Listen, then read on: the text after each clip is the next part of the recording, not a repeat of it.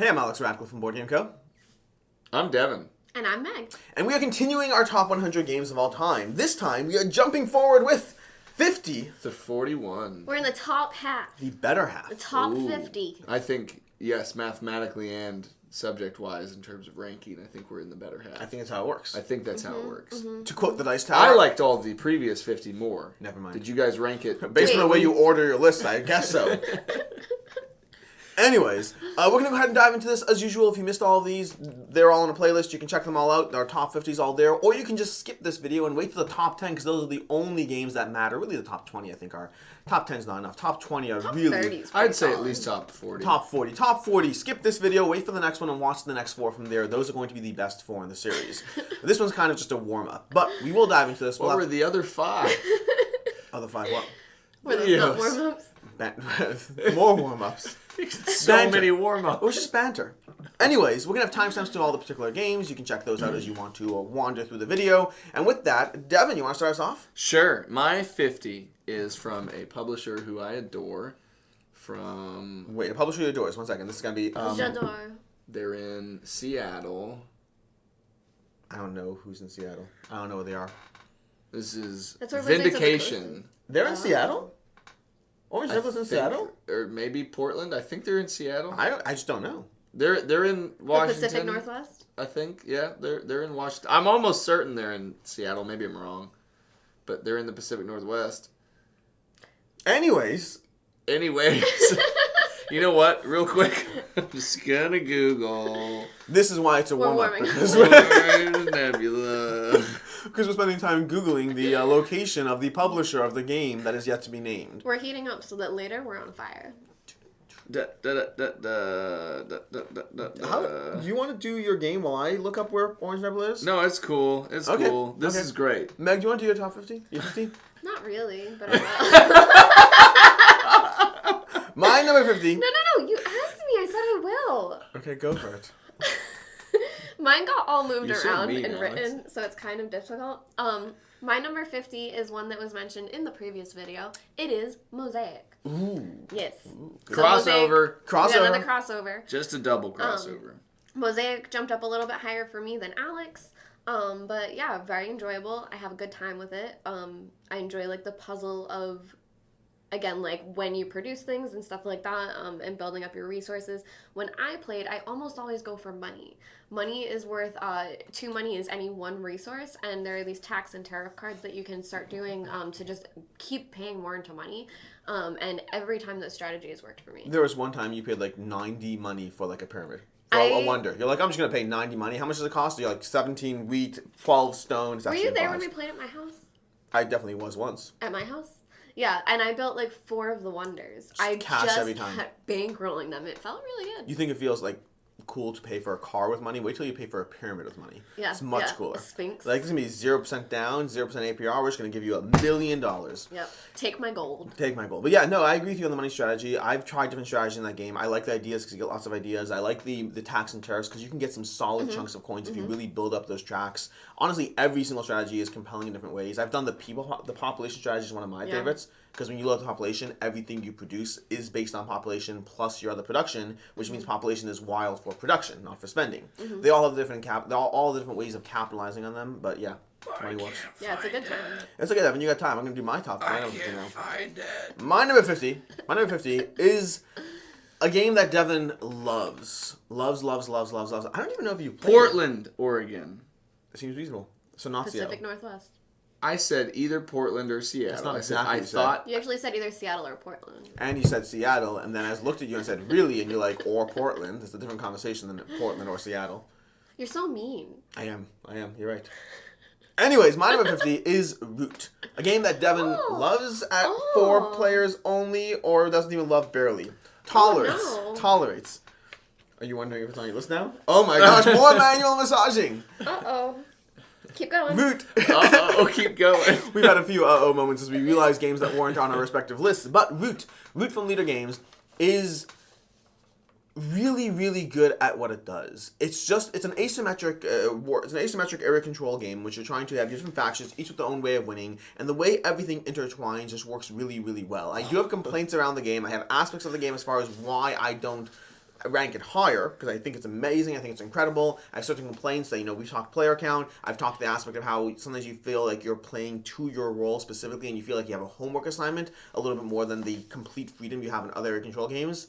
But despite all of that, I think Root is fantastic. I think the variety of factions is incredible. I think the way the game design is done is incredible. I think that it often gives you this game in, I'd say, in the 90-minute range, which is very satisfying for what it does. Once you do have expansions and other factions in, you can also mess around with the player count. I think the base game is a 4-player game, period. That's it. Once you have expansions in, there's ways to play 3-player. Even with the newest expansions, there's even ways to play 2 players once you have all those, what are they called again? It's the... Clockwork expansion. Yeah. No, that's the Autonoma. The other one. The newest expansion had... the Hirelings? Thank you, the Hirelings. They have the Hirelings, which you add in and different. I never liked the Autonoma. I do like the Hirelings. I've played 2-player Root with Hirelings, and I think it does work. It actually makes Root a viable 2-player experience, even if you don't want to deal with Autonoma, like I personally don't enjoy. Yeah. And so, yeah, Root, at number 50. And shout out to Root. They have a great digital adaptation. Oh, the app is, I feel like, the only way to play Which now. is a thing I hear from everyone, not just you two. Yeah. Everyone says that. I played the app once, and I was like, I don't ever want to play this app again. I think it's well done for what it is.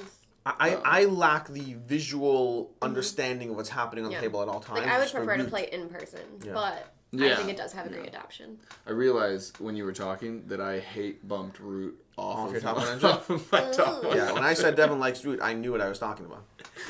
I think Root is good. I have issues with it, but I think Root is good. It's a well designed game. It's just not for me. My number 50, which is it from the company that's based out of Seattle? Or Portland maybe. Portland? I think it's probably Seattle. It's probably let me check. Seattle. Meg, you want to do Meg, you want to do your 49? Let me check, and you you go on to your 49.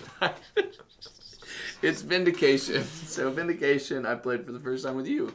You and Jesse taught me this game, and I had a lot of fun with it. So much to the point that I have reserved your copy of it. I sent you some games. I was like, those are for that copy of Vindication whenever you get your in the last Kickstarter, Ancients box. They had a pledge level that was such a good deal that if you owned the base pledge, it was like if you got all in, including the base pledge, it was a good enough deal that I was like, I'm just gonna get the all in and then I'll sell or gift my original. Yeah. So yeah.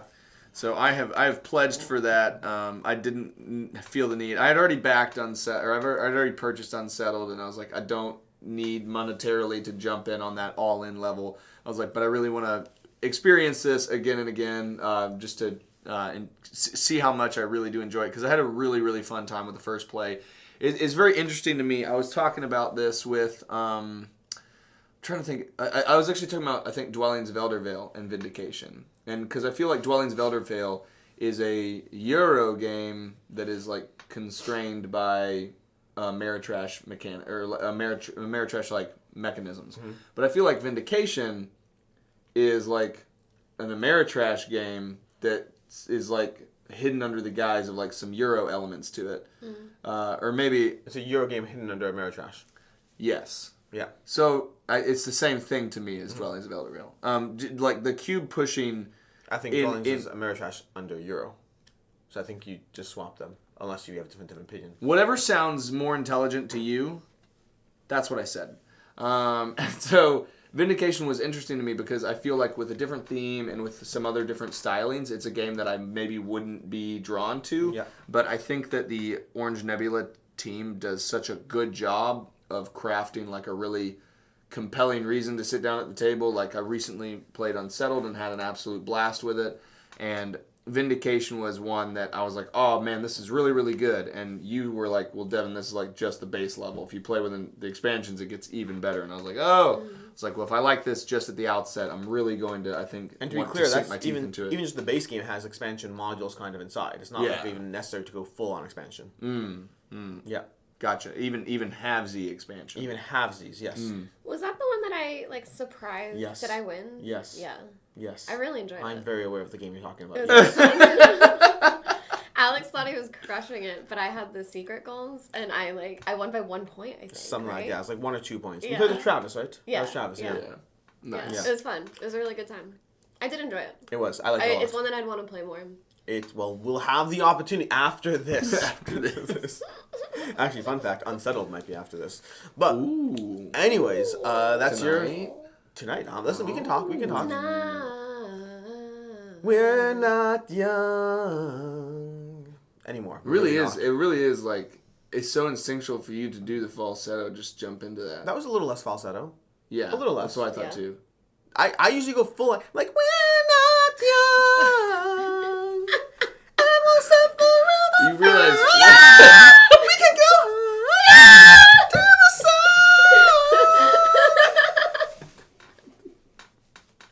That would be falsetto.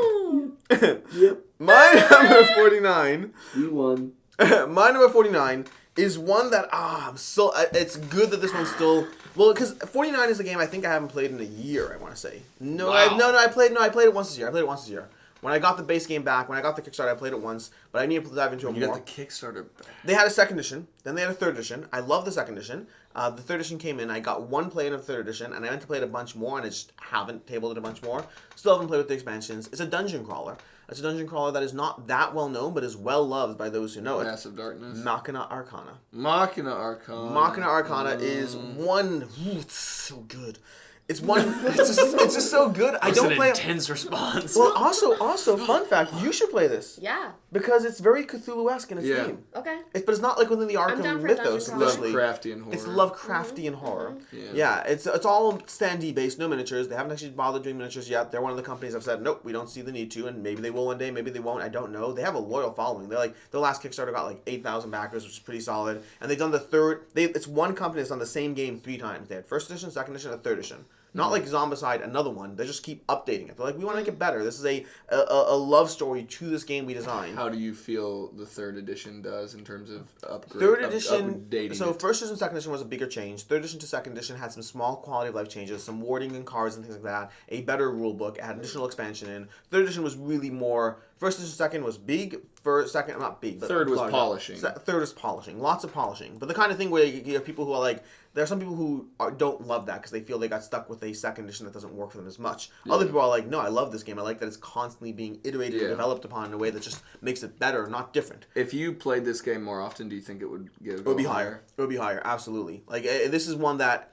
it's really good, and I just need to play it more often. It plays well solo. There's no excuse for me not to play it more often, other than the fact that I'm just playing a lot of games a lot of the time, and I don't have Every time. time we're over at your house, it's a box that like I'm drawn to. The art Is it a campaign or is it it's just? not. It's one shot. Yeah. Do you know the box that it is? It's that like flat blue or red box, and it's got like the diamond in the middle of it, and then it says like Machina Arcana on it. It looks gorgeous. Yeah, I'm gonna see if I can. I've find been the very art. very interested in trying to play it, but I just we've Here, had different plans every time we've done it. Like, this is like just some of the kind of assets or Okay, art okay, of okay. things. But yeah, I think that's like So that's. all the kids at home that want the B-roll, Yeah, we're here's the looking B-roll, at here's the pictures B-roll. without you. Here's the B-roll. Yeah. I think it would be right up your alley, Meg. Yeah, it looks it. Yeah, second edition. So it's a dungeon crawler, and the whole thing is the monsters are basically stronger than you. You have to be very careful and very mindful. You want to draw them into traps, like Yu-Gi-Oh! Apparently. She's like, yeah. I have to be careful. You want to often draw them into traps, light the whole place on fire, drop them off edges, use your equipment to do things. Like, you get this cool. It's very steampunk. You gotta be clever. Cthulhu. You gotta be clever. There's like stuff like you'll be like, oh, I'm just gonna get this piece of gear that lets me transport through walls. I'm gonna get this little thing that lets me push the monster off the edge into the giant chasm below me. There's like so many things. You could fight monsters head on, but if you do so too often when there's a lot of monsters on the board, they'll catch up. You have to be running, fighting, and doing everything together all at once. It works well. Sounds really cool. Love the equipment, Yep. love the gear, love the puzzle of it, love the challenge. And they have a shorter mode and a longer mode, so you have different ways to jump in. You could play it for one of the downsides, and the reason I don't play it that often is a full game could be 2.5, 3 hours, even playing it solo, which is nice. Like, what's the problem with that? Yeah, that sounds like a good time. After, no, I don't have it here. But yeah, that's my number 49. Nice. My 49 is Bloodborne, the board game, not the card game, but the board game, and I actually just recently shipped this off to a subscriber, but I really enjoyed this. I think I probably would have been incentivized to play through it even further than I had, but I had just, after I had started playing it, I took a break from it, and then I also went back on the PS4 and played all the way through the campaign again. And it is, I think it hews really well to the source material and to the style of the original board game, but I had a blast with it. Yes, that's what I meant. Whatever sounded more intelligent, that's what I said. I think it did a really good job of Michael Chanel, Eric Lang, I don't know if Eric Lang was involved in that one. Was it just Michael Chanel? Was it just Michael Chanel? I think so. Oh. Anyways, sorry. Whatever sounds more intelligent. That's what I said. So it did a really good job of creating the exact like ambiance, the exact atmosphere of the Bloodborne world. I liked when the intensity of the time track. I know that there were some people that were kind of split on the time track. They felt like it was too punishing, and they either wanted a little bit more time or they wanted to just get away with it entirely and just try to complete it with a little bit of house rules. But I thought it did a fantastic ode to the original title, and it's really, really fun dungeon crawler. And I think it's just kind of been the recent arrival of so many of Whatever those. sounded more intelligent, that's what he said. There's been so many like campaign, dungeon crawler, adventure games that have been coming recently. Like, I really want to dive into Oathsworn. I really want to dive back into Chronicles of Drunagor when the update pack comes from the second campaign and stuff like that. So I loved it a lot, but it just hasn't come back to the table yet. But really like Bloodborne, the board game. Solid. It's my 49. Can we please play Madara? We could. We can do it at any point. We just need to talk to Successful. He's supposed to run us through it. That'll be on my list 2023. Keep your eye out. Keep your eye out. I better play it in the next year. My number 49... It's not Madara. I'll say what my number 49 was. I think I'm going to bump it up for Root. Bump it off entirely? I guess. I'm at the point where I can't move things around. So really. I have this problem Can't as well. I just have two number 49s? My number 49 is Role Player, which I haven't played enough of that I'm like, I could let that go. You're probably also like okay. Roleplayer that much? I do. But and she's I think also it's got because of Role the Player D&D stuff. Adventures that I assume is going to feature later. No. Role Player, I think I really enjoyed because for me it was like a really great memory of Gamma, and I do love games that will incorporate like D&D-esque flavor with the attributes and things like that I really enjoyed it. And again, I roll very well. I don't know if that's like actually true or not, but I tend to roll like exactly what I need. So in dice games, I really enjoy them because I do really well with them. I'll bump that up for Root. You have so many conflicting statements. I roll really well. I have no clue if that's true. I'm just making... It feels like it. I'm making it true. Well, Alex and I had a very long discussion about like actual odds and if I just feel like I notice it more or whatever. But after playing a lot of games with me, like I do roll really well. This is a whole video in itself. It's a whole video in itself. We had a conversation. All right, guys, we're stopping the top 100. This is warm up, anyways. We had a conversation around stat distribution. This is actually a fascinating conversation. I don't know if we have 7. Do we have 17 minutes? So the first thing is that if you 17 exactly. once, well, she's 7 exactly. He's timed it out. He's done the stats. So the basic idea is if you notice you roll well, it's one of a few things. The first is that since you say to yourself, I roll well, you will notice all the time you roll 6s, and you kind of won't really think about the time you roll 1s. You're reinforcing your own assigned But think about assumptions. that time we played Zombies. I know, Meg. I am very aware that you roll well. It was insane. Seemingly. It's like, wait, I have to clarify. The second thing is that it's an interesting little balance of the fact that the way stats work is if you flip coins, if everybody flips coins, there's going to be, most people are going to fall into the middle where they fit half and half, right? But then there's going to be a slow tail alignment where there's going to be one person on the far end who flipped heads Every time. 20 times in a row, Yeah. right? And there's going to be a person on the other end who flipped tails 20 times in a row. And those people are like, wow, this is crazy. Well, for you it's crazy, but in the stats distribution, it makes sense that people are edge cases. Now, right now, at any given point, there are people like Meg who think they roll well. Give me a die. And at any given point, some of those people start moving along in life and they like, you know what, I actually don't roll well because they start falling into normalcy, which will happen. Yeah. But for every time someone rolls a die, there's another person who gets reinforced that they roll well because they're on the edge of that curve, and then someone else starts falling off that curve thinking, you know what, I don't do as much. I'm just thinking about That was not the fast the version. distribution of stats, but the distribution of timestamps, because it's going to be Meg's 49. That's not 49. And 49 and then it's going to be 49.2. role player, and then it's going to be false start, and then it's going to be stats conversation, and then it's going to be Meg's true 49. Speaking of which, Meg, what's your 49? Root. That's what I said. I'm bumping it that's up for cool. Root, so we don't even have to talk about it. Root's really fun. It was worth bumping out role player. All right, Meg, you didn't get to talk. Do 48. Okay. Number 48 is a game neither of you like. Oh, wait. Ooh. A game neither of us like. Mansions of Madness.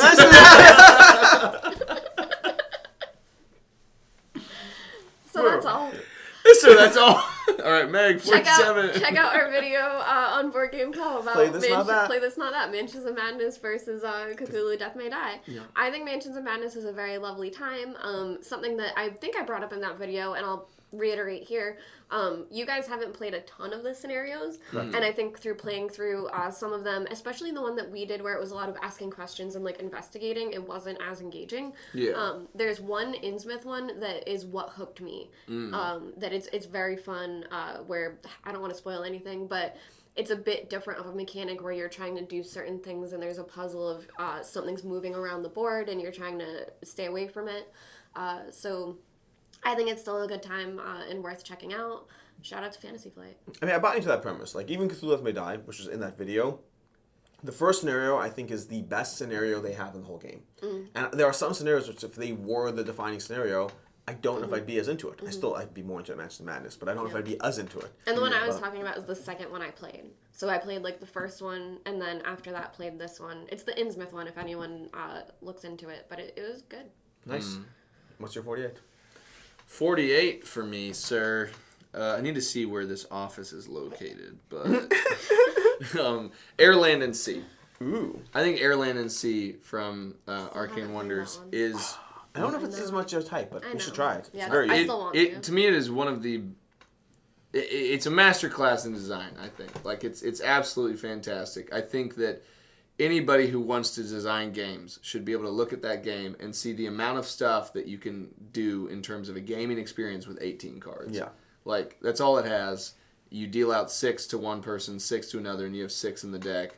And it's across 3 theaters, and you're just trying to win 2 of 3. Yeah. And, like, the Spies, Lies, and Supplies, the expansion adds some stuff that I do enjoy, and I like the new cards that are in there. But the base game is just so remarkably tight in its experience. And it has a mechanic that I think more games should at least pay attention to in terms of intentional concession.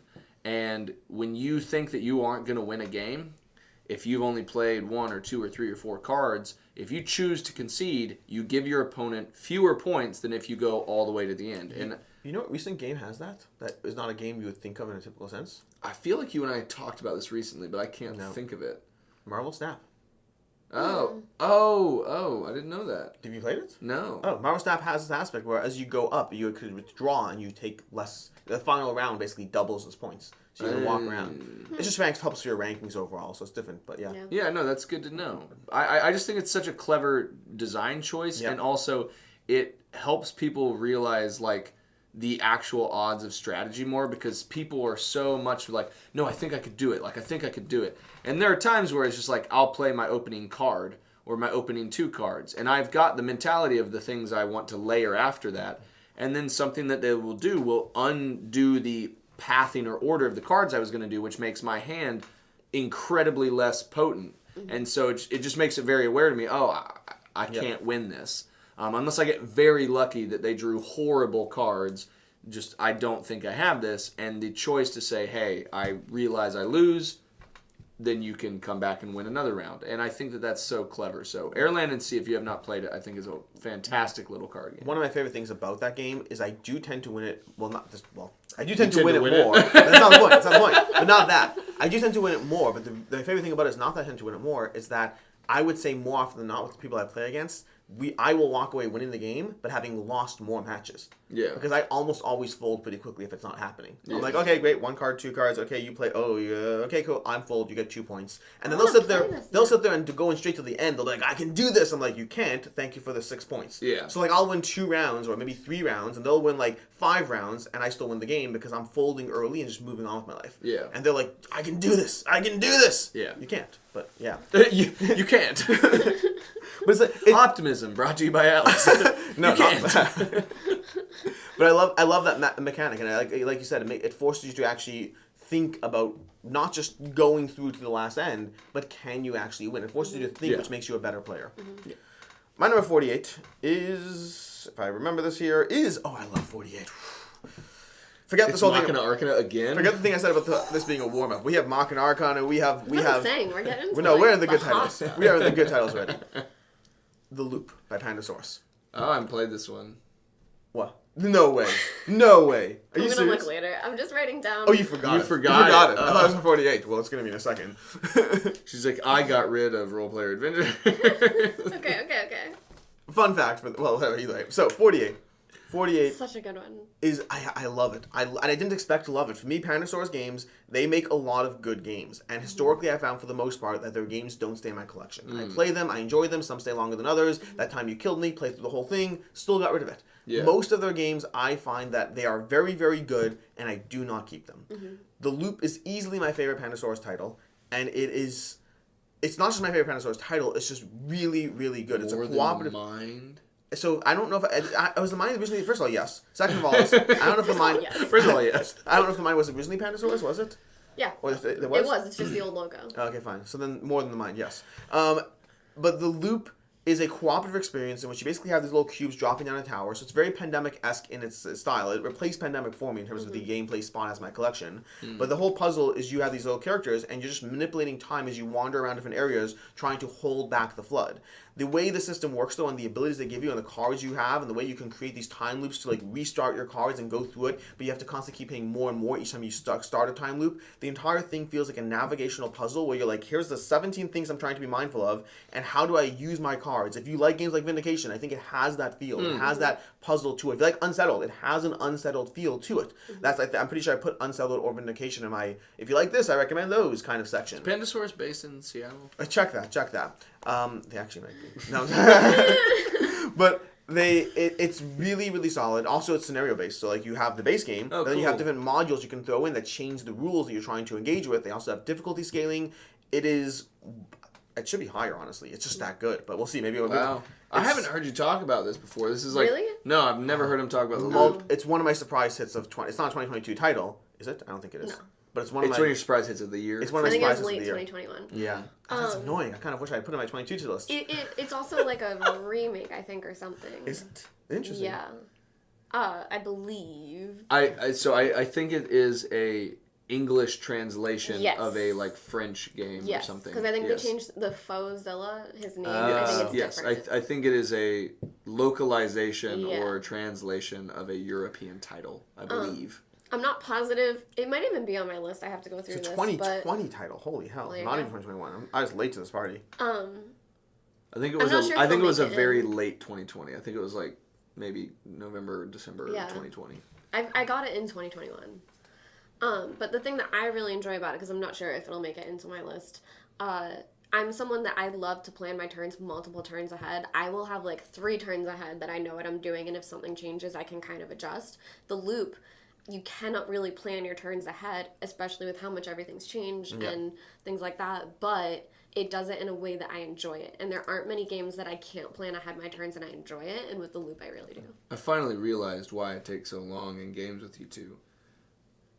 You're just both smarter than me. Oh, No. You have 2 or 3 turns planned, and I'm like actively on the turn I'm on, going, what am I gonna do? And you guys are like, all right, 8 hours from now. One of my favorite things when we play is like he'll be taking his turns and I'll be like, the game's ending in 2 rounds, and I know it. The one thing in Did general... you say that out loud? No, too? No, no, I'm not just sitting there watching, being like, you can try as hard as you can. Well, one of the things about AP and osteoporosis in general, a regular problem people like talk about, is the fact that once it starts, it just makes it worse. Because at this point, you're taking forever, which means Meg and I are sitting there trying to actively plan our turns, doing your turn, and you're like, okay, great, I'm finally done. Meg's like, my turn. I'm like, my turn. You're like, I didn't have time to plan my turn. Yeah. Yeah. Right. But yeah, that's number 48. So that's my 48.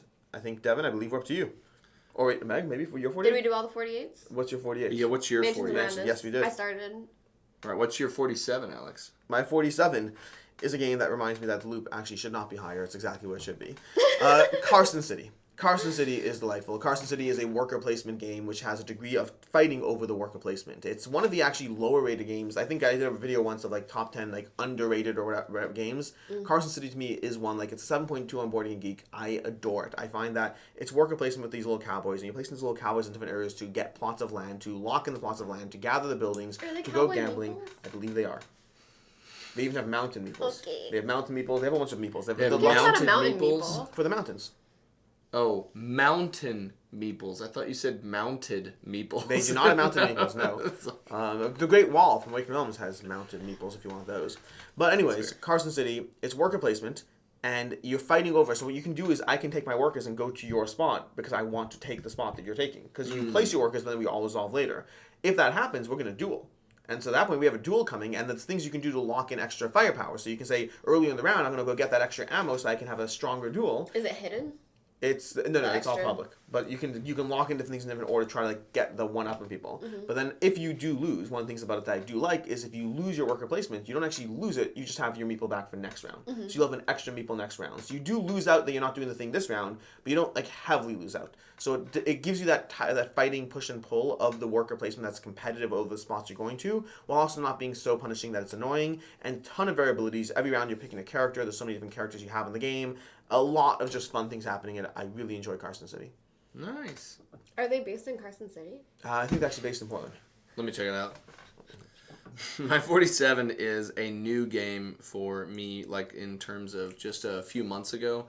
And realizing people who like anyone who walks into our videos and jumps to like a halfway point, they're not gonna have any clue at any point what's going on. That's their own fault. Is that different from when people start from the beginning? No, not much. Okay. Go ahead. Your number 47?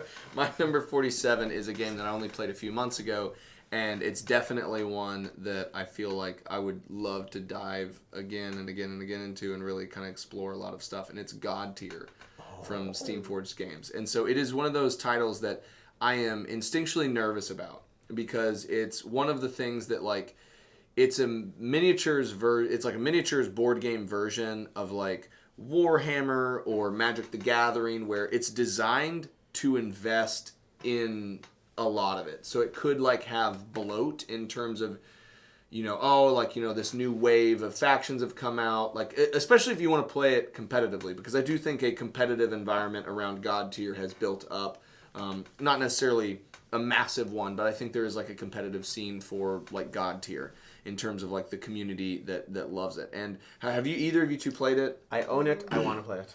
It's on my list of things you're supposed to be teaching me, actually. Fun. Oh, one time. I'm happy to teach you. It's at the house. I'll happily play. Oh, it's online? Right after this. I would rather play in person. But yes, after this. It's so much fun. It really scales up because it's a skirmish game. And it's a skirmish game on relatively simplistic skirmish board. And then you put different little tokens on it to indicate like where your like shrines or totems that you're trying to go after that you're getting, or like markers I think they're called. And that's like the area control or king of the hill aspect that you want to go claim those in each round. But you have this split round phase, and they teach you the game with just two factions. One faction versus another faction. And they have asymmetric kind of powers and styles, and there's like 3 or 4 different types. There's yellow brawlers, which kind of like just get in the mix and fight with a bunch of the minions, because you have like a hero or a champion, and then it's like kind of like peons or minions and recruits that like are there. Mm-hmm. And so you have that dynamic to begin with, and then each type of faction is one of like 4 different ones. You have shapers that are blue, and they're kind of like environmental control, or no, they're the green and they're environmental control. You have yellow, they're the brawlers, and they kind of focus on attacking other people's smaller units. You have red, which is like the slayers, and they go after the champions of the enemy and don't worry about the little ones as much. And then you have the blue ones, which are more focused on like gaining and controlling and mitigating the actual points of those markers. And so those are the styles that each of them have, and it teaches you the game one-on-one. But the whole goal of it is to scale up to 3-on-3 factions. So it's 2 players, but it's 3 factions versus 3 factions. And so you're not only creating combinations of your own factions and the types of that they play, but you're also having to deal with the combinations that the other player is able to field. Mm-hmm. And when Daniel and I played, the max that we got up to was, I think, 2 factions versus 2 factions. And I had an absolute blast with it. I had like a red slayer who was focused, and I was trying to hunt down the enemy like champions.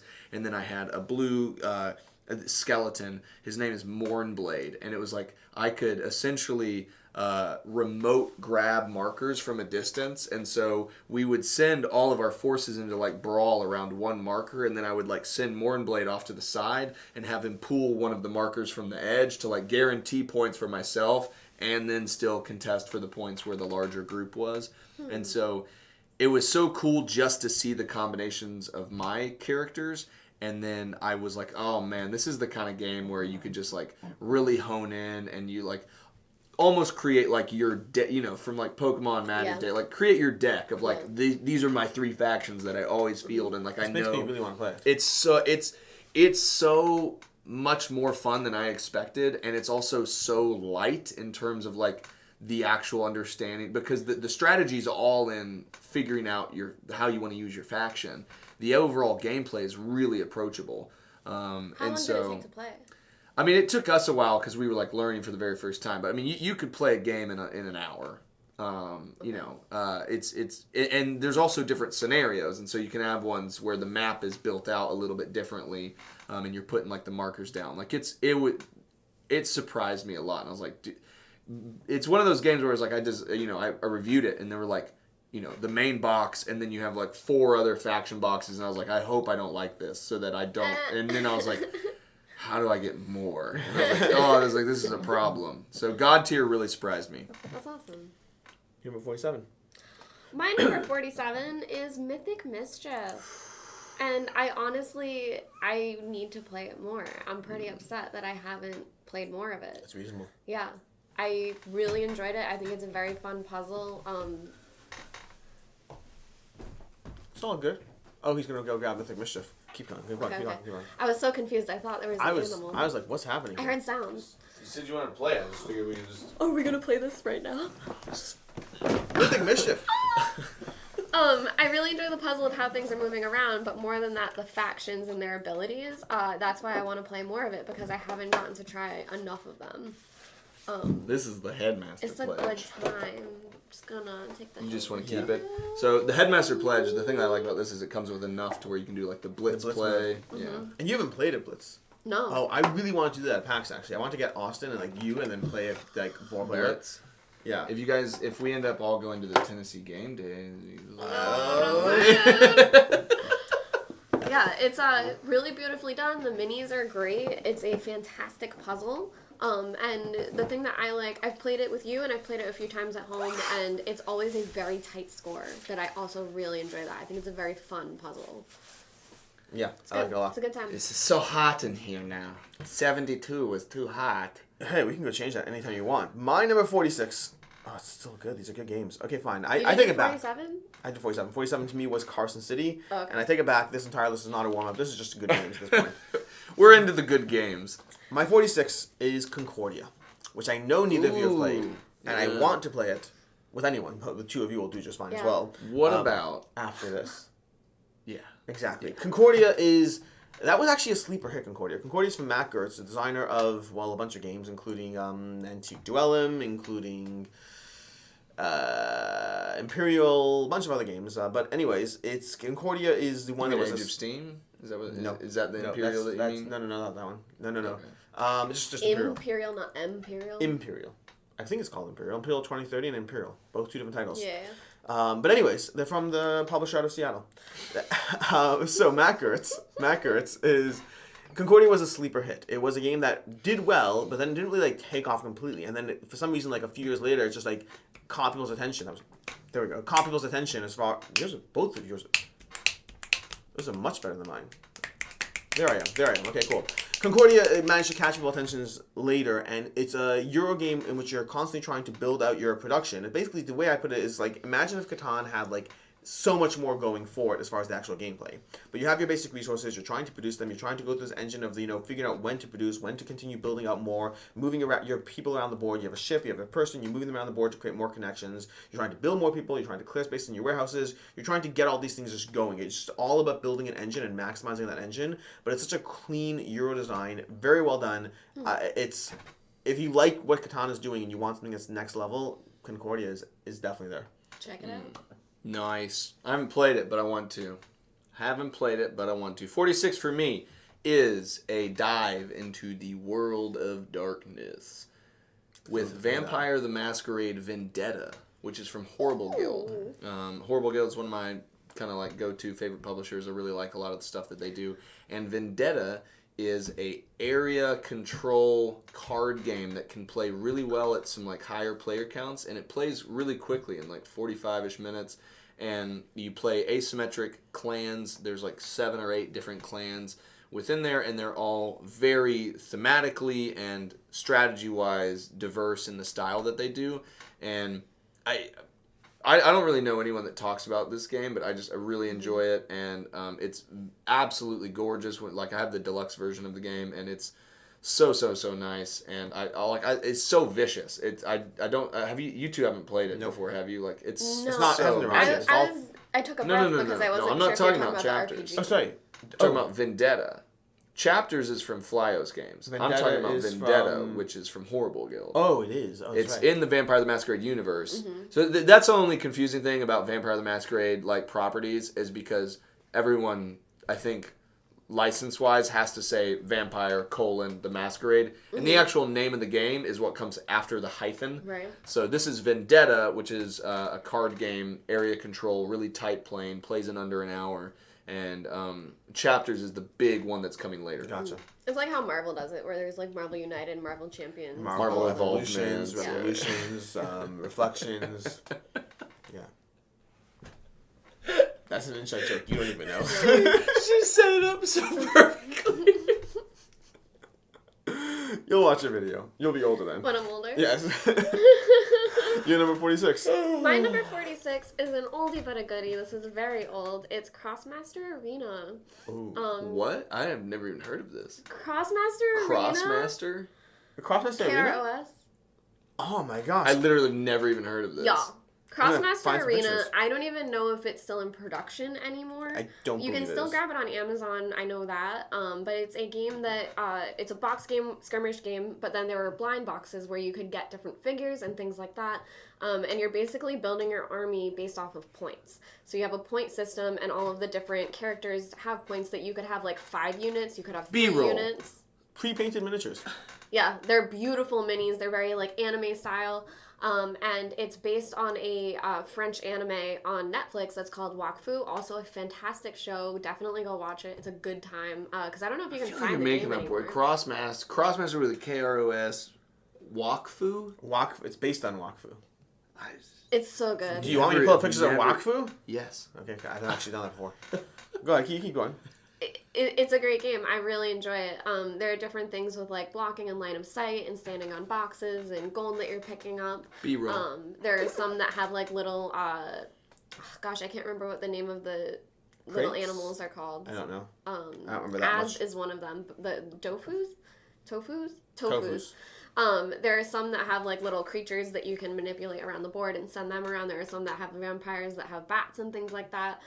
So the miniatures are just so well made. The thing I'll say, which is I think happened to you played just the base game. Yes. I collected a whole bunch of the blind boxes and the expansion packs and things like that, and that's what really made the game for me. So I think you do need like a collection of it. It's something that you build as opposed to just having the base game. I think the base characters are a little bit... I played the base game and I thought it was one of the best produced games I have ever played. And the gameplay skirmish-wise, I was like, it's okay. When did she teach it to you? No, way back, No, 2013, 2012, like Yeah. way back when I got the hobby. Yeah, Oh. I was Yeah. playing this like 2012 to 2015-ish. That was one of those games where I was like, I hope I don't get into it because there's so much cool stuff to buy. And I was like, it's okay, I'm not into it. I have like a little carrying suitcase where you can like fit all the things in it. So yeah, I think my favorite part is that point system where you're building your army based on how many points you can allocate. That I would enjoy trying to do like one big guy and then maybe a second big guy or a bunch of little ones, as opposed to like a really balanced team. And I really enjoyed it. It's a good time. Nice. My number 45 is one that is amazing. Some people are going to be upset that I rank it higher than Concordia, but I do. Just get over it. Discordia. Concordia. I was just guessing what the next one was. Istanbul. Oh, yeah. That's what I thought, too. Istanbul. Have you either of you played Istanbul? No. No. Oh, it's... You mean Constantinople? I hate you. Timbuktu? Istanbul, Constantinople. Istanbul, Constantinople. Istanbul is from AEG, I want to say. I think AEG currently has the license. I could be wrong about this. But Istanbul... Out of Portland. They didn't come here for facts. No, it's like, clearly not. Istanbul... Definitely not. Is a kind of worker placement game. It's kind of worker placement in the sense that you're going to create a grid. It's a variable grid. So you have all these locations. You have like 16 different locations, more with the expansions, and you create a grid out of them. There's a few rules as far as things you want to do, but for the most part, you have a variable grid. From there, you're going to have your stack of little discs that you move around the board. So if I can move my disc up to 2, so I can go 1, 2, and drop off a disc to activate location. And I can do that again, dropping off a disc to activate the next location. Each turn, you're dropping off a disc. The problem is, as your stack starts depleting, the only way to activate a location is to either drop up or pick up. So you're either dropping off or pick up, which means you have to start planning around, okay, great, well, I only have 2 discs left. I'm going to have to start getting back and picking them up. So you're kind of planning your worker placements. You like planning your turns in advance? That's the whole game of Istanbul. The entire game is thinking out... I would be good at that. Yeah, let's play together, the 3 of us. The entire game is about the process of trying to think through, I want to do certain things, I want to go here to get gems, I want to go here to upgrade my cart, I want to go to that merchant, accomplish this thing, but you have to be mindful of the fact that you only have 5 workers, and that means you have to plan around some degree of new things and some degree of old things as you wander around the grid. To me, Istanbul is great, but the thing that puts it as high as it does for me is the expansion Mocha and Bakshish. There's a few expansions. The Mocha and Bakshish is the one that to me made me love the game. Went from, I really like this, but I want more of a different experience every time, to like just those extra tiles, the extra things you can do, and it's coffee. So like, obviously. If your chip is on a thing, are you blocking other people from using that location? If your main merchant is on a thing, they have to pay you to do it. But that's only the main merchant. So there's only 1 disc. Because otherwise there's 16 tiles and 5 per person and everything we blocked. So you have to pay a person. So there are things like that. Lots of fun things you do in the game. And one of the things I love about it is it's very easy to play. It's like plays in an hour. Like a 4 or 5 player game easily. And plays with 5 easily. Nice. Cool. Let's play. Now? Do you have it? No. Then no. We can go get it. We can find it. We can find it. My number 45 is one that I have grabbed both of the expansions for over the course of time, and one which my wife loves a lot. And his wife likes a lot. Dune Imperium. Nope. That would be much higher than 45, wouldn't it? Yeah, I'm a little offended. 45? 45? How dare you? 4 or 5, I'd understand. No, and even that's offensive. 45 for me is Tapestry from Stonemaier Games. Really? So, Amber and I really enjoy playing Tapestry. The arts and architecture is a lot of fun. It adds in a 5th board that you can go up. We have really enjoyed kind of finding a pattern of combining, different city maps that you're starting off with, and then also the different factions or the different, civilizations that you use. If you get even just one expansion, it adds so many more civilizations to the mix that really kind of like changes up a lot of the combinations that you can find possible. But Amber and I enjoy it kind of as just like a very calm 2-player game.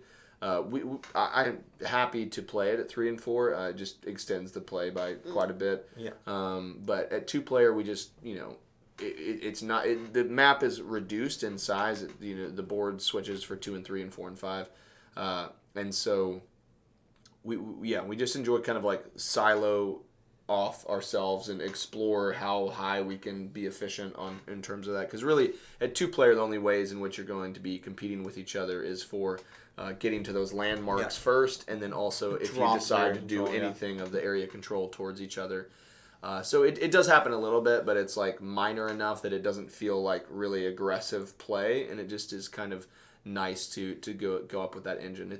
My wife really enjoys games that you can chat over, and that's one that, because you're not as worried about what the opponent's doing, you can kind of focus on your own thing and then just chat about whatever you want to. So we have both expansions. We have Plans and Ploys and Arts and Architecture, and we like it a lot. So nice. I played the first expansion, I want to say. I don't think I played the second one. I liked the game. I just had a hard time playing a 2.5-hour game that felt unbalanced at times. That's fair. And I know they had a lot of complaints about balance. I think they did some things to address them. Yeah, you probably played it, I'm assuming, relatively early on. I played it initially early on, then I got it back to play solo as well as with the expansion. So they have little balancing adjustments that are in the base game now, and then they also have ways to tweak it to have certain civilizations be a little bit more even. But cool. I haven't played it. But that's my 45. 44. My number 45. I feel like I keep prefacing every game before I say anything about it. When we did Pub Meeple, I went through my whole list, and the biggest thing I was asking myself is, what would I rather play? Would I rather be doing this? Minus Root in the Loop. Minus Root in the Loop. I don't know what happened. The loop might be higher. That's the thing. I didn't want to look through my whole list. I've had a few that I've had to either readjust my list or some that are just not going to make it because Yeah. I made mistakes. So this one, I'm prefacing it because I do really enjoy it. It is so much fun. I have a blast every time I play it. But mechanics-wise, I don't know if it deserves to be above some of the games I've already mentioned. It's Epic Spell Wars. Oh, I do know which game you're talking about. Yeah, it's like the Rick and Morty style art. Yeah. And it's a card game where you are casting different spells, and you're all wizards. It's over 3 rounds where you're trying to kill the other wizards, and if you end up dying, you get different cards, and there's treasure involved and stuff, and there's also a rolling mechanic. And usually you have I'm not going to remember. It's the components of the spell, so it's like there's a beginning, middle, and an end, and I can't remember what they're called. The delivery is the last one. And on that one, it's usually you get to roll 1, 2, or 3 dice for your attack, depending on what else you've already played. But it's like, you're going to play... this is going to be making it up now, but like Scooter McStuffins, clonalizing Fart Cloud. And those are like the attacks that you're doing to people. That's actually about what the names are called. Yeah. No, I remember it, Yeah. but I'm just saying that's really good ad-libbing. Yeah. So it's really, really silly, and it's one of the games that, like, I just have so much fun every time we play it. And as a house rule, we always say you have to say your spell out loud, like, when you're casting it. And it's so fun and funny and light that I really love it. Yeah. I've never played it. I know it's coming back to Kickstarter with, like, a new version or something. Don't know. If y'all like doing that, I need caffeine, guys. It's cryptozoic. After this. Caffeine after this. We'll play caffeine. I haven't had my nap yet today. So What's your maybe I'll 44? nap. Did we do all the 45s? Yes, we did. Okay, my number 44 is a game that I flippin' adore. Talisman. Still? I mean, it's number 44. It's a lot lower than it was. It would have been in my. I think it was in my top 10 earlier this year. Now it's number 44, which is a little painful. That's my fault. It is a little bit. But I still love Talisman. For me, the biggest thing I love about Talisman is it's a roll and move, and you're just going through multiple tiers, and as you're having different encounters and gaining different items. And for me, I want to always be in the mid play of the game. I don't want to get to the end. I don't want to be doing that final casting spell or anything like that. I just want to be like picking up unicorns and then fighting dragons and then finding a sword and making friends and finding a princess. And I love being in the middle of it. It's one of the games where it's like I want to be playing it. I don't want to be finishing it or beating it. And it's one of like the first games I played. So it's also like nostalgic for me, which is a part of loving it. But yeah. Have you played it, Devon? I've not. I don't know if you need to. It's really fun. I was debating how mean to be. Like, you're like, I just want to be playing it and not finishing it. I'm like, weird, because I just want to be finishing it and not playing it. It's very fun, and it's very, like, fantasy D&D themed. A lot of the classes are, like, D&D reminiscent. It wasn't the worst. It was a fun experience, assuming you're going in for a fun experience. And I did have fun playing it. But for me, I felt the decisions of what I was doing felt very ambient and just mostly just rolling dice. I felt like roll dice, do this thing that unless you have roll more dice, then roll more dice, get a person who's going to let you roll more dice. The whole thing, I felt the decisions were either go left or right, and everything else was rolling dice. Did you get to do much with like dice though? A few times I rolled dice. How well did you roll though? Nice. Yeah, that's why you like this game. She's really good at rolling dice. I know, really good at and rolling dice. I would be running the monsters against him and just like crush him. He's like, it was great. But the thing about Talisman is that it is an older game as well. So I think for how old it is, it does do really well. That it stands out for like a really major game, in like the 90s, early 2000s. My 44 is one that I know you've played. I'm 99% sure you've played. You've played it. I know you both played it. Never mind. It's Cloudspire. Yeah. I have. 44 is Cloudspire for me. I really enjoy Cloudspire from Chip Theory games. I think it would be higher on this list if I played it more. As it is, I've played it a few times. I haven't played it co-op. I've played it solo and multiplayer. And I really enjoy the tactical puzzle. It feels very reminiscent of a Chip Theory's title. You have a bunch of chips, you have a bunch of abilities, and then trying to figure out how everything intermingles is like this. You just stare at the board and you're like, how can I make this all work in my interest as I go through this? I really like what the game is doing. I haven't even played as all the factions yet. I think I've played as 3 of the 4 factions for the base game. I have more of expansion already because I have the expansion content. It's over there. It's really, really good. It's got, if you like Chip Theory titles, I think it's worth checking out. I think it arguably, it's the heaviest, I think. I still wonder if it will beat Too Many Bones for me one day, but I need to play it a lot more to get Here's my prediction. that I've had for a while with Cloudspire, and I've just not had the time to play it, is I think it is my favorite of theirs. It might be. I like it. To me, it is the least accessible of their titles in terms of like the bulk of rules that you need to understand.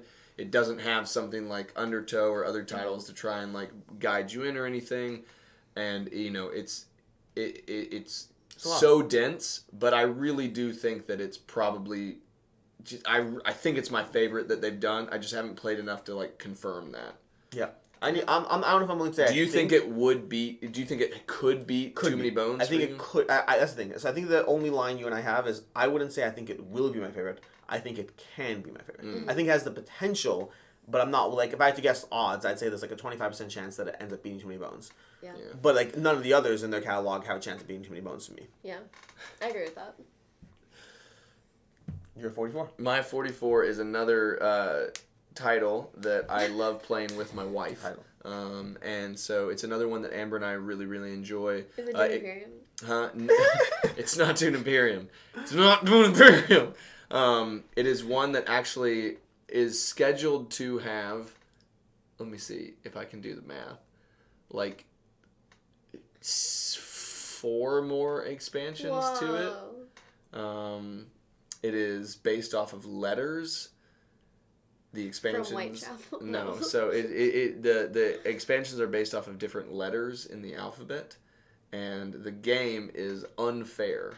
Oh, so Unfair is a theme park construction kind of engine and tableau builder where you're creating amusements or attractions, and then you're adding upgrades to them to build them up, and the higher they get, the more points they will score by themselves. But then also it's got an economy system where the stuff that you build has stars, and that meets the amount of guests that you have, and that gives you coins at the end of the round. Unfair was followed up by Funfair, which is a, I would say, neutered is not the right word, but it is a more friendly, more accessible game that doesn't have some of the more kind of averse or player negative like interactions that you could have in Unfair.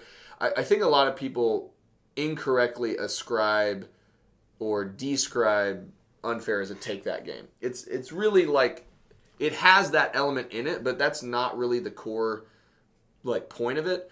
Almost all of the cards absolutely describe it as a take that game. No, I mean really like all of the event cards that are there that you can play. The thing that hurts someone else, it always has there's 2 options on it, and the first one almost always helps you more than the other option hurts someone else. Almost always. I think tearing down people's theme parks or rides or shutting them down is hugely more negative. It depends on like the overall thing, because someone could block it with one of their cards, and then all you've done is waste one of your cards that could have like increased your engine. And then so the other thing is it depends on how you play it. And number 2 is there are game changer cards that can actually just remove that element from the game. One game changer. There's one card, but like that is my favorite way. No, I'm just saying there are more than one game changer card. So I'm saying that the type of game that you want Unfair to be. You're ready to fight. No, I'm just saying you can make that in the game. Like you can make Funfair in Unfair, and it's been there from the beginning. Yes. You can turn it from an 8-round game to a 6-round game by doing the shorter game, and you can take out the negative aspects of the event cards. You can literally create the Funfair experience in Unfair. Which is my favorite way to play Unfair, because I do think Unfair is better than Funfair. Yeah. But I think I don't like the take that. I despise the take that in the game. To me, it's so interesting. Azul, 2-player, Sir. There are many games where I love take that. A game where I'm building an amusement so park that's is also not why where you I want... don't like Wonderful Kingdom as much. If you're trying to build an engine, you don't like it to Correct. where... Is it because halfway through you have to discard half of them? No, as long as they know, it's totally fine. So Unfair is one that we like a lot, and I think a lot of the fun for us has been to find the combinations between the theme packs that make it exciting. So Unfair is my 44. I've seen that one and haven't been able to play it yet. Got it at my house. It's one I've seen around. My 43 is, if I can find it here, my 43 is, 43 is a crossover pick. In this video? No, prior videos. 43 is Radlands. Radlands to me. 43. Interesting. What kind of That's so weird. I So thought weird. It wasn't... That's crazy. I thought that you maybe forgot Radlands Yeah. from your top 100. I did indeed forget Radlands my top 100. Oh, so are you saying that you artificially forced a crossover? Wait, what got bumped out? Feast of Odin.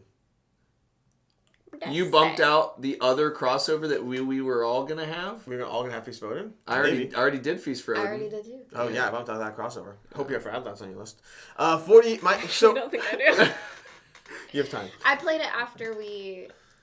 Did our Yeah, the list. But if I was gonna pick between the two, I would pick Feast for Odin. So the reason I bumped out Feast for Odin, and that's just background stuff as far as the manual massaging of the list over here, is I completely forgot about Radlands. It was not on my list. I thought you didn't like the hot pink colorway. I will talk about that later, one thing at a time.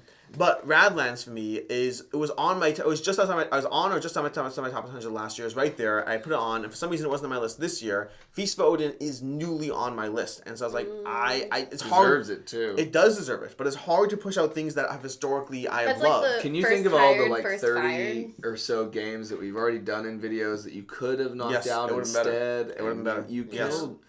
But Radlands is very, very solid. We could have just added a number 0. Yeah. You could have, but not today. Feast for Odin could be number 0. Oh, actually, I see what you're saying. Yeah, but no. Anyways. Radlands is very, very solid. It's actually a fun fact. I actually just did a video. I did a video recently covering what I reviewed a year ago, and I had bumped Radlands from a 4 to a 4.5. It had grown for me. It's such a good puzzle as far as giving you that competitive CCG feel of just having a handful of cards, of just trying to figure out how to play and optimize. You have the old bases. You're trying to figure out what to do, when to play a card, and holding back things is a big part of the game. Being like instinctively, you kind of want to play things as fast as possible, and a lot of time you're like, no, I'm gonna wait for the right moment to use this ability. I'm gonna wait for the right moment to play these set of cards so that you can't stop me. I'm gonna build up that water. I'm going to put these abilities in play. I'm going to tempt out the ways you can hurt me while getting you enough back, and then start the process of just taking out your bases. I just love the puzzle that it does, and it does so in such a small little package of games. No expansions. They said no expansions. I assume they'll stick to that. I assume they'll do like a re-implementation of it, like Radlands 2. It's different now. Buy more. But anyways, I love, and I will buy more, just for the record. But it's really, really, really good at what it does. Yeah. It is. Yeah, it's a solid game. It's one of the few games I've taught you. You didn't love it? Well, I done some talking and paused. You're fine. I didn't love it as much as I expected to, and I think as much as you guys have. I definitely need to spend more time with it. I enjoyed it. And you but won, too. I thought for like a 2-player lane battler that it would have been like right up your alley. And for you to say a CCG feel, I just want to address that for the kids in the room. Out of all the card games that we were mentioning through this list, I don't think it has really a CCG feel. You're not constructing anything. There's no like agency between who's drawing what. You're just drawing cards from the same pool. I agree. That for me, I wouldn't say it has a CCG feel. I It's a card agree game. I agree with you. Yeah. I think he's wrong. The area what I meant I just had to. I mean in terms of the puzzle of holding back the cards you want to play at the right time. It very much, in terms of the hand management aspect of CCG, it gave me that feel. Everything you said, I agree with completely. Okay. You can't talk to them while we were in the position we were in? It felt a little more awkward because I was yelling past your face. It's not good for the acoustics. Watch. And tonight, we are young. I don't actually go that falsetto. It's so painful. It's so painful. And then go back. It's so painful. What number did we do? 43. 43. That's my 43. I can do 43. What's your 43? My number 43. I was going to make a joke that it's like a CCG because it's a card game and it's not at all.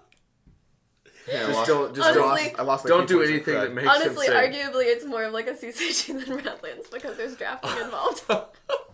It reminds me of Wednesday night drafts.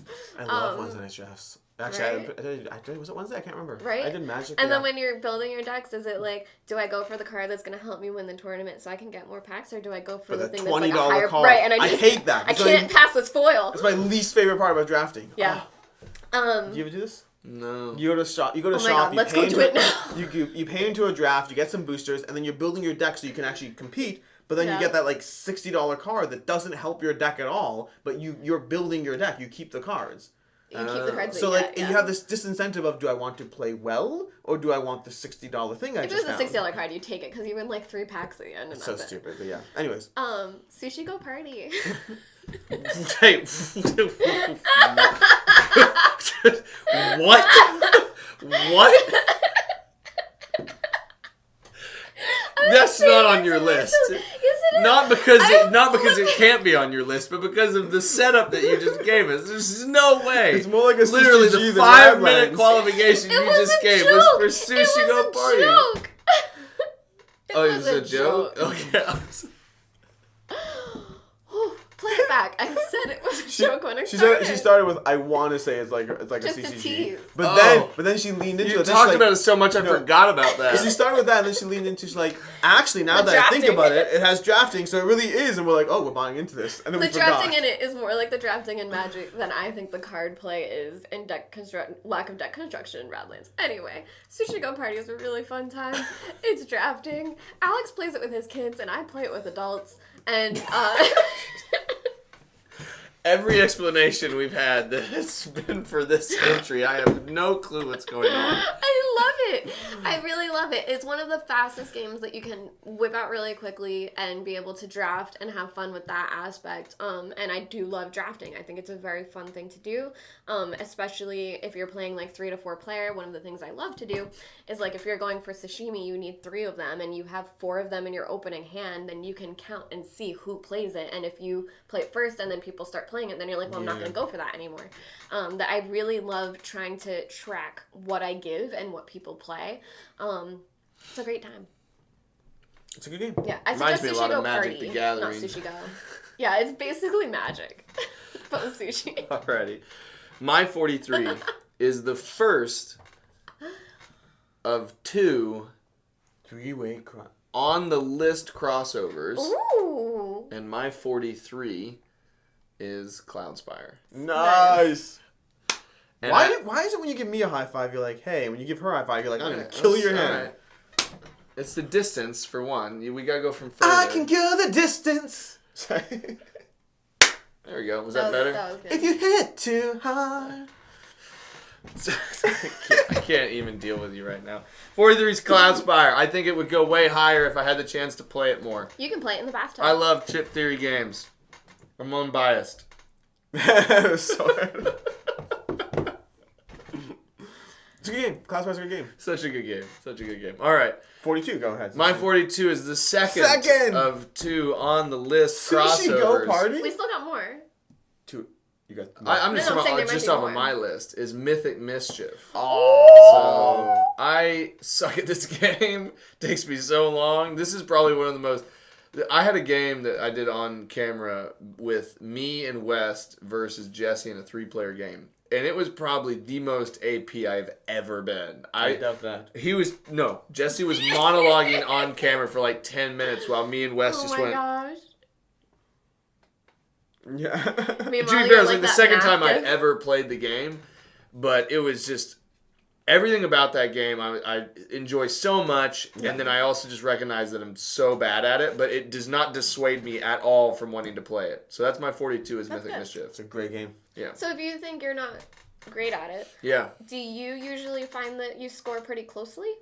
Because that's what I've had happen, is that the scores are usually pretty close. Yes, my scores are normally pretty close. So maybe not bad. Yeah, but this was great. actually a funny thing. Is we were having breakfast with Austin, and the two of them both agreed. They're like, if you're AP though, and you take that long, and whether you win or whether you score close to people, does it really mean that you're like if other people who are going faster take that long, would they not do? Who knows? Like, that much better than you incrementally based off of how extra time they take to double check their plans. So it was kind of an interesting thought. I was like, maybe I'm just bad at games and I'm only as good because I'm taking longer. But, so. What's your 42? My number 42 is a lovely game called Parks. I absolutely love Parks. Wait, is that the 3-way crossover, isn't it? I've had Parks already. You and I had Parks. Yeah. I gave you a hard time putting it at 68, and I put it at like 67 or something like that. I put it at 69. I think you were in that same list, yeah. Same bracket. So wow. 3-way So for high. Parks. Yeah. Nice. Yeah. 3-way for Parks Parks. I really enjoy, and then this year I started playing a lot more solo games. That I've been playing solo modes of things, and that's one that I will solo often. I want to say that's the only way I've played it in like the past few months. But I love how small it is. It's stored amazing through game trays. Yep. And it plays really well, and I think the solo mode plays really fun. It's really engaging. That was one of the first games that I remember getting where when I saw the game trays for it, I was like, oh, wow. Yeah. I was like, this can really, Yeah. change organization and board games. It looks great, but it does a great job being an insert, and it looks great. Yeah. Both it are really great. does. I have not played the solo. I want to try the solo. I've been playing a lot of fun solo modes with different games, and I want to try that. It's really interesting. The problem I've been running into is that a lot of games I've been playing solo modes now, and more often the solo mode, then when I go to play the regular mode, I'm like... It's not as good, or you got better? No, I just get confused. Where it's like, this should be doing that, and it's like, oh no, I guess There's not. other people here. What's going on? Like, solo Welcome 2, playing regular Welcome 2 now messes me up. Because you just go after the pools. Because I only go for pools. Speaking of games that I've gotten used to playing solo, my 42 is Calico. Calico from Flat Out Games is a game that I loved as a Did you just want to play by yourself after I beat you? You beat me? Meow, meow, meow. At PAX Unplugged, you taught me and Nelson. Meow, meow, meow. Calico? Yeah. Meow, meow, I meow. played Calico at PAX Unplugged with you? Right after we played Nidavellir, we played Calico with me, you, and Nelson. You taught it to us. Totally forgot that. Last That's a year play. or this? No, at PAX Unplugged. Because I beat you by 1 point. And That's it really right. bothered you. I totally forgot that. I have to log a play. This happens all the time. I don't log all my plays because I forget them all. But oh my gosh, that bothers me. I had my PAX list, whatever. I also frequently forget things when I'm playing with friends. Calico is an excellent game that I've really enjoyed at a variety of player counts, and I've been playing through the solo mode a lot as well. It's a game of placing these different tiles down into your board with the promise of perfection. I say promise of perfection because every game of Calico starts off with, I can get every single point possible in this game. And as the game unfolds, you're like, not gonna get that, not gonna get that. I'm not even scoring for the main points here. I'm going, nope, not gonna get that. Okay, I got that button. Okay, I have 17 points. You slowly collapse as you play the game because you keep trying for perfection, and the game only offers you the potential perfection, but it never actually delivers. It is such a good game, though, despite all the things I just said. It's such a good game, and the solo mode in particular I got perfection on all gives three you- of my designs. You did. It was really annoying. He literally asked me, he's like, do you ever score like perfect in all three? I was like, I've seen it happen, but it's super rare. And he's like, okay, I just did it. This is so easy. And he didn't even take a long time. There was a time lapse between those two Take a long questions. time. He didn't even take a long time. He didn't. It wasn't like it took forever. He just played the game. I think I've done that to you too. I like it solo. I like it solo a lot. The challenges are very fun and rewarding. It's engaging. Calico, my number 42. What's your 42? My Meg? 41, actually. She did 42, didn't you? I'll do my 41. No, I only did my 41. You do your 41. Because I didn't plan this. I used Pub Meeple. I asked the questions. I got the answers. But my 41 is... I asked the questions, I got the answers. That sounded so like that was so intense. That sounded like a What newscast or questions did you something. I ranked the games. I said this versus that, this versus that. And 42 and 41 were back to back. What do you think 41 is? They asked the questions. I gave the answers. Is it similar-ish to Calico? Arguably. Cascadia. Cascadia is my 41. Unplanned, unintended. They ended up back to back. Unplanned. Unplanned, unpretended. Attention. Untended, unplanned. 41 is Cascadia from Flat Out Games. Another one. They just ended up back to back on my list. They're so good. And when they first started for me, Cascadia was my favorite by a long shot. By Flat Out? Yeah. I think so. Flat Out Games. Cascadia. Flat Out Games, yeah. I won't question it. Well, you'd be wrong if you did, so question away. 41 is Cascadia. AEG? I think it's AEG, that's No. why. AEG distributes both of them. Yeah. Okay. Flat Out's the okay. publisher. That makes So you're right, sense. too. Okay. Yes. So those, yeah, and they have Fit to Print as well, and they have Verdant as well. All of them published by Flat Out, distributed by AEG. Okay. But basically, the Cascadia Sure, when it's I not first Nebula. when I thought first they were played out of series. Cascadia, Games. I liked it the most of the series of games, and I thought it was excellent. And to me, Calico, the gap between Calico and Cascadia has procedurally closed more and more and more until they're like literally back to back. I still like Cascadia more by a drop. I think the variety in the gameplay is more present. In Cascadia, you're basically taking a tile and an animal at the same time, and you're putting them into your grid. And as you create these little habitats, you're trying to accomplish different scoring mechanisms because you have different cards that give you different ways to score. So you might be scoring the bears one way this game and one way that game. You might be scoring the deer or the antelope, whatever they are, one way this game, one way that game. And so the combination of cards and the way you build out your habitats and place your animal meeples, animal tiles, pieces, whatever, determines how well you do in the game. I love the puzzle. Unlike Calico, it never offers you like this potential promise of perfection. It's just about get as many points as possible. It's not like there's this perfect optimization. And I just really like, to me, I think the thing I love about it though is the variability. The fact that it's different every time I play. Nice. So I assume there is. Is there a solo mode of Cascadia? Oh yes, there and is. you played that? I backed it because I played the solo mode online. They have it online. So you enjoy it? Yes. Interesting. Yeah. Interesting. Although, my original play of Cascadia was playing it solo. Then I got it and played it multiplayer. I have not played it solo since then. And going through Virgin and Calico solo has made me want to try the solo of Cascadia again because I don't remember anything about it. It makes me interested. Do you have it? Do you still have it? Yeah. Ooh, cool. Yeah. Fun. Yeah. 41? My number 41 is a follow-up to a game mentioned in our previous video, so be sure to check that out. It is another Pandasaurus title, Dinosaur Island. Ooh. This one's the first, Dinosaur Island. I enjoy it much more than Dinosaur World. It was one of the first games that I, again, really got into during content creation, and I love the production quality of it. You have a dual layer board where you're dropping in these DNA and you're managing them. The neon colors too, you really The neon colors I are love those. chef's kiss. And I think that it's a very fun balance of you're gaining DNA, you're gaining blueprints to make the dinosaurs. You also have to have a high enough security to be able to have the dinosaurs in the park and not eat the people that are coming to visit. And I really enjoy the balance of the security level with what dinosaurs you can make. I usually go for like the highest cost dinosaurs you can do and trying to figure out the security level. But I just think it's really, really well done as like a little individual puzzle like for each person because you're making your own park. I really enjoy it. Nice. Yeah, I think it's played very it. good. Would be interested in it at some point. Yeah, I think, and you've never played Island. I've played Island, not World. Okay. As I played Island, I got not World. I got World because I liked the gameplay of Island. I didn't love it. I liked it a lot. And I was like, you know what? The same game without this neon thing going on might be more to my taste. This neon thing. And I was like, I haven't played World yet. It's too much neon. Have you seen the game? It's too much neon. I'm sitting here with neon hair right now. You know right? That's more like Radlands level of neon. That's fine. Yeah. But yeah, if anyone's curious between the two, I still recommend Dinosaur Island. I think that did it better. Yeah. 41 for me is Bus. I did Bus, didn't I? Yes. Did you? Yeah, I think so. You We did talked Bus about it. It's the already? shiny one at his house. It is. Also, what was the quirky thing about it? There's a quirky aspect of it last time. Time travel. Time travel. So, Bus is elegant. It is a very just simple yet vicious game of transportation warfare. And you're trying to build these routes around the city. You're trying to pick up passengers.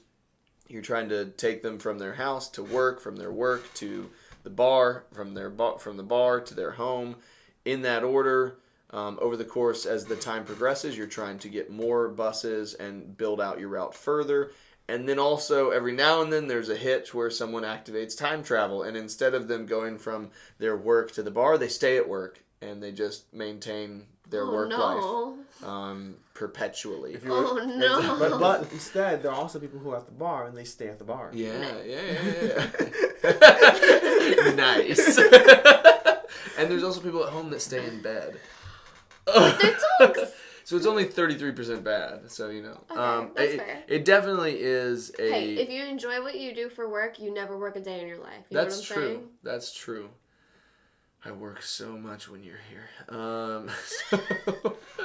I really enjoy it. I bought it and then, I played it and then I enjoyed it enough that I was like, I know that this is hard to find, and I don't know if Capstone, because Capstone not too long ago did a reprint of it because it's a Splatter title. It's a Splatter title, and so they did a remake of it, and then there are not necessarily any concrete plans to do a reprint at all of it. I've not seen any. And so I was like, ooh, I'm going to try and get my hands on this. So I was very lucky to find a new and shrink copy of it, and I was able to get my hands on it. So I'm happy that I have it, and it's definitely one that I have to play with the right people because it is kind of like, it's sneakily vicious in terms of how you play, but I like it a lot. How many people do you usually play it with? I would say 3. I think 3 is best. Yeah. 2 not enough. We played it. We played with it after this. We played with a full 4, and I thought it was a little. Too much. I thought 3 would be better. Nice. Yeah, it's very solid. Like most Blood designs, the rules are actually fairly short. It's all with the complexity of the interactions that really drives the game. It plays in a relatively short time frame. I think a 3-player game is an hour long, and it's just brutally mean, vicious, elegant, all those things at the same time. Yep, I've that's been my interested list. since we visited in July. Yeah. Yeah. I've been interested in it. Because you liked the box. Shiny. Yeah. Yeah. And those are our 50 through 40, 41, 50 through 41. Another 60, 50 through 40, 25-ish titles or so, because we had this amount of crossover on these. But we'll be back. I added an extra though. Yeah, I added an extra. I took out one. We did some manual massaging to the list. Feast for Odin. That may continue to happen as we realize more and more the titles that we forgot to add in. But in any case, we'll be back next list shortly with the 30, 40 through 31. Until next time, I'm Alex Radcliffe from Boarding & Co. Manual massage. And I hope you have a good one. Manual massaging.